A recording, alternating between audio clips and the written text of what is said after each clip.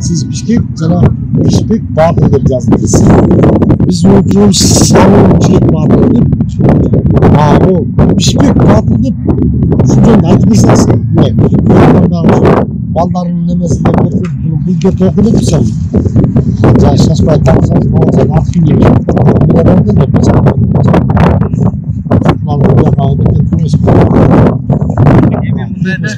жаңағы түшүнүктүү болсун да муну канча жыл изилдедиңиз ошондон баштадыңыз? Материалдар менен архивден алып чыгып печать 78 айтып берсеңиз. Эми бул Бишкек жөнүндө аталыш жөнүндө мен где-то бир 20 жылдан ашык изилдеп жүрөм да. Аябай тыкыр деп айтып архивтерден аралашып. Анан кийин бул азыр шаарыбыздын аты Бишкек да. Бул Бишкек деген тоонун аты топоним. Ыйык тоо деген маанилүү берет да. Мындай дүйнө жүзүндө көп экен. Окшош ыйык тоонун артынан коюлган шаарлар. Маселен, уйгурлардын борбор шаары орто кылымдагы Пиш балык деген бар да. Аны кээ бирөөлөр беш балык дейт. Беш балык эмес, ал пиш балык.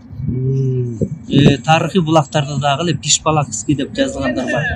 Анан ошолордун аргументтерин алып келген. Пиш деген сөз ыйык деген сөз. Балык деген шаар. Балык, балык деп. Ошо мына балык деп атпайсыңбы? Сен дагы азыр бир немесин сразу таптың. Балык. Ошо шаар. Көрдүңбү? Анан кийин дагы бир немелер бар да. Маселен, бул Фергана өрөөнүндө Пискент деген шаар бар. Пискент. Көрдүңбү? Ал Пискент болуп калган. Башталышында 19-кылымдагы тарыхый булактарда Пишкент эле деп турат. Пискент эмес, Пишкент деп турат. Пишкент, да. Жанында суу агат. Пискент деген. Анда пиш деген сөз, ыйык деген сөз. Пиш деген бул негизи чынын айтканда персирээк болот окшойт, бирок түбү түрк сөзүнө окшойт. Аны Радлов өзүнүн эмгегинде аны жетекчи деп, руководитель, князь деп, предводитель деп которот. Көрдүңбү? Анан кийин беги деле бек болуп атпайбы? Ошон үчүн мына бизде пешенелүү адам деп коет го да. Пешене. Бет маңдай деген сөз. Андачы пешене деген. Пешене. Ошондон пиш болуп. Ошондон пиштен пешене болмак. Иштен пешене болуш ыктымал. Жетигинде өтмөй болуш ыктымал. Кичилер билет. Эми ошол нерсе бар мына. Анан дагы бир неме бар да. Далил.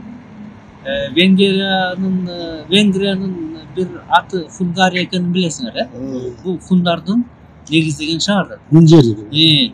Анан ошол жердин борбор шаары бул да Пеш.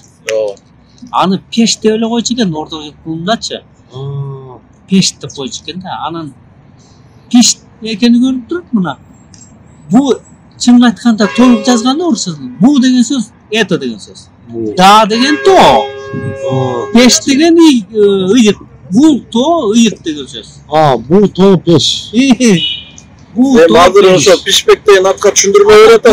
Бишкек деген атка түшүндүрмө берет. Бишкек деген.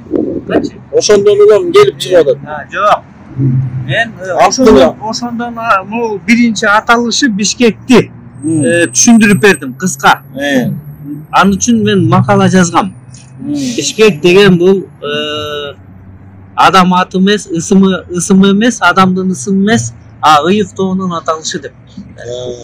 Ошон үчүн ол Бишкек деген сөз бул адамдын ысымы эмес, тоонун аталышы ыйык тоо.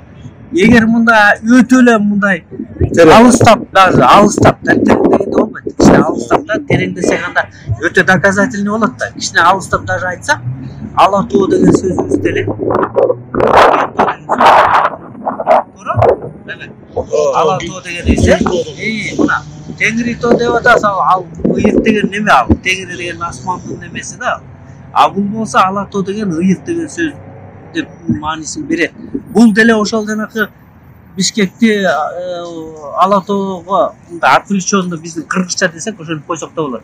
А бирок бул нерсени могу Байтиктин боз бөлтөгү деген бар го. Ошол тоого жакындатышат да көп окумуштуулар. Мен ошого кошулам. Себеби Байтиктин үстүндө чын эле мындай сакралдуу бир таштар бар экен. Ала таштар бар экен да. Тизилип турат да. Мен аны көп айта эле келем да.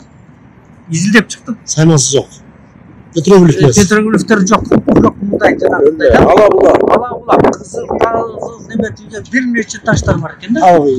Табыгы баягы неме короодо грунт жылып кеткенде ачыкка чыгып калганбы? Ишил ошондой экен да. Ишил бул жерге бирөөлөр келип баягы сыйына тургандай бир аура бар да. Ошон үчүн мен ойлойм үстүнө түз экен.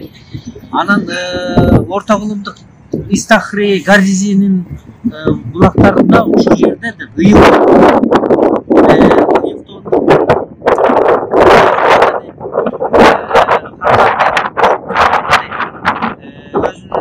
жетекчилерин дайындайт деп, кол башчыларын дайындап, аларга сый көрсөтөт дейт. Ошондого карата жаатылат дейт. Ушунун жанында дейт корук бар дейт. Патышанын коругу бар дейт. Хакандын коругу бар дейт. Ал жерде дейт эмне үчүн корук дегенде дейт ар кайсы согуш акциясы болуп калса, ошол жерде баягы чөптөрүнөн колдоно тургандай болуп, же болбосо ошол жерде топ малды семиде ушундай дейт да. Ал жерде дейт эликтер жүрөт дейт. Контроллор бар дейт. Ол биздин эле аларчанын ичиндеги эмени жайлоону эле айтып атат менин оюмча да. Ысыктан каган ушул жерде сакталып жүрөт дейт. Аларчан үчүн анан Кытай булактарын айтып атпайбы? Ошол тиги каган жашаган жерде дейт 1000 булак деген базар бар дейт. Айбек, сен көрдүң беле? Мындан бир 5-6 жыл мурун могу биздин аларчадан чыгып бара жатканда, аларча тиги немесине кетип келе жатканда, могул жерде азыр жанакы таш кора деп атпайбы? Ошонун бияк жагында жанакы кичинекей токойчу бар го. Ошонун 1000 булак деген табличка жазып тур. Базар 1000 булак. Аны жана Баракова деген Китай айтып атат. Ушу Байтиктин өйдүңүндө дейт 1000 булак деген болгон дейт. Бул ошол жердеги тоонун Байтиктин базарында чын эле ошол ыйык тоодон экенин каган жашаган жер